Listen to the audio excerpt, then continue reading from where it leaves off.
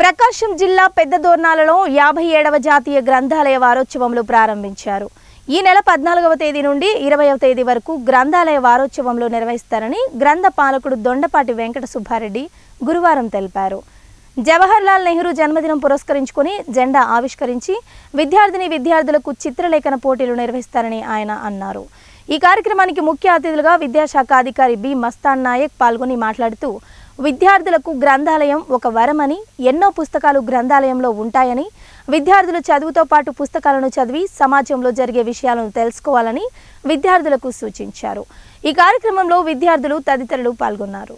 అందులో భాగంగా మరి ప్రతిరోజు కూడా ఇక్కడ గ్రంథాలయంలో ఏదో ఒక కార్యక్రమం నిర్వహిస్తుంటారు. దాంట్లో మీరందరూ కూడా తప్పనిసరిగా పాల్గొనాలి. మరి అంతేకాకుండా మరి గ్రంథాలయాల్లో వల్ల ఉపయోగాలు చాలా ఉన్నాయి. ఎందుకంటే చాలా అమూల్యమైన పుస్తకాలు ఉన్నాయి. మరి మీరు ఏదో ఒక సమయంలో గ్రంథాలయానికి వచ్చి అక్కడ ఉండే పుస్తకాలను మీకు ఆలోచనకు తగిన పుస్తకాలు కూడా ఉంటాయి కాబట్టి చక్కగా ఆ పుస్తకాలు మంచి నాలెడ్జ్ కలిగిన పుస్తకాలు ఉంటాయి.